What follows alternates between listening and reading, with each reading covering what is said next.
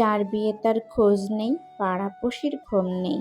আসসালামু আলাইকুম। বুধবারের দিন যেহেতু ঈদ ছিল, তাই আমরা শনিবারের দিন আমার ছোট দেবরের জন্য মেয়ে দেখতে গিয়েছিলাম। আমি, আমার ননদ সবাই মিলে। আমার ননদ দেবরের বিয়ে হয়ে গিয়েছে, আমি একটা বিয়েতে উপস্থিত থাকতে পারিনি। তাই আমার শাশুড়ি বলেছে আমার বড় ছেলের বউ না আসলে আমার ছোট ছেলের বিয়েই দেব না। কারণ সে একটা বিয়েতেও থাকতে পারেনি, সেজন্য আমার শাশুড়ি আমার জন্য অপেক্ষা করেছিল। আমি এসে দেখি আমার সব ননদগুলোর বাচ্চা হয়ে গেছে। ফোনেই মাত্র শুনেছিলাম তাদের বাবু হয়েছে, এসে দেখি তারা অনেক বড় হয়ে গিয়েছে। রাস্তার এই দৃশ্যগুলো আমার এতটা মন কেড়ে নিয়েছে, সেটা কল্পনার বাহিরে। আপনারা যদি বাস্তবে দেখেন তাহলে আপনারা বুঝতে পারবেন জায়গাটা কত সুন্দর।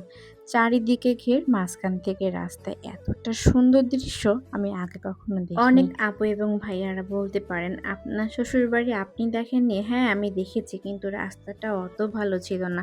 রাস্তাটা অনেক পরিবর্তন হয়ে গেছে, এজন্য জায়গাটা অনেক সুন্দর লাগছে। এটা হচ্ছে সাতক্ষীরা কালীগঞ্জ। কালীগঞ্জ হচ্ছে থানা। তো আমরা কালীগঞ্জে চলে এসেছি, আর এখান থেকে অল্প একটুখানি গেলেই মেয়ের বাসা। মেয়ের বাসাটা একদম রাস্তার পাশে, এজন্য কোনো অসুবিধা আমাদের হয়নি। আসার সঙ্গে সঙ্গেই আমাদের বসতে দিয়েছিল, আর বাচ্চারা দেখেন কতটা আনন্দ করছিল। আমি শুধু আমার একটা বাচ্চা নিয়ে গিয়েছিলাম, আর একটা বাচ্চা বাড়িতে ছিল আমার শাশুড়ির কাছে। কালো ড্রেস পরাটা ওটা হচ্ছে আমার ছোট দেবর। ও এতটা মিশুক আর এত লজ্জা, ওর জন্য মেয়ে দেখতে গিয়েছি, অথচ ও মেয়ের দিকে তাকায়নি। কথায় আছে না, যার বিয়ে তার খোঁজ নেই, পাড়াপড়শির ঘুম নেই। এটাই হচ্ছে আমাদের অবস্থা হয়েছে।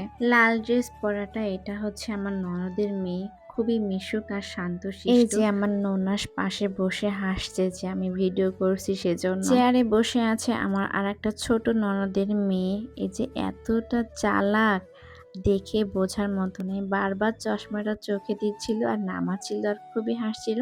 আর এখানে আমাদের নাস্তা অলরেডি চলে এসেছে। অনেক রকমের নাস্তায় তারা দিয়েছিল নুডলস, আম, চানাচুর, মিষ্টি, শরবত, এইগুলা দিয়েছিল। সাথে ছিল আপেল এবং পান সুপারি। আমরা মোট 7 জন গিয়েছিলাম। দুটো বাচ্চাদের দিয়ে মোট 9 জন হয়েছিল। আর এখানে ছোট ননাস আপেল দিচ্ছিল আমাদের। এর আগেও মেঝে দেবরের জন্য মেয়ে দেখতে গিয়েছিলাম আমাদের বাড়ির পাশে, ওই প্রথম গিয়েছি।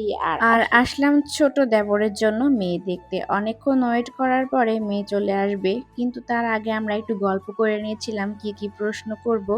সবাই বলছে আপনি বড় ভাবি, আপনি প্রশ্ন করবেন। তারপরে দেখলাম মেয়ে চলে আসলো, আমি কিছু প্রশ্ন করলাম, কমন প্রশ্ন, যে তোমার নাম কি, তুমি কোন কলেজে পড়ো, এসএসসি তোমার রেজাল্ট কি, তুমি রান্না করতে পারো কিনা, বিশেষ করে তুমি নামাজ কোরআন পড়তে পারো কিনা। মেয়ে দেখা হয়ে গেলে আমরা পার্সোনাল ভাবে একটু কথা বললাম। আমার দেবর আর আমি একসাথে এসএসসি পরীক্ষা দিয়েছি, ইন্টার একসাথে পরীক্ষা দিয়েছি। কি আজব ব্যাপার, তাই না? তার এখন বিয়ে হচ্ছে সবেমাত্র, আর আমার 2টা বাচ্চাও হয়ে গেছে। এটাই হচ্ছে মেয়েদের জীবন।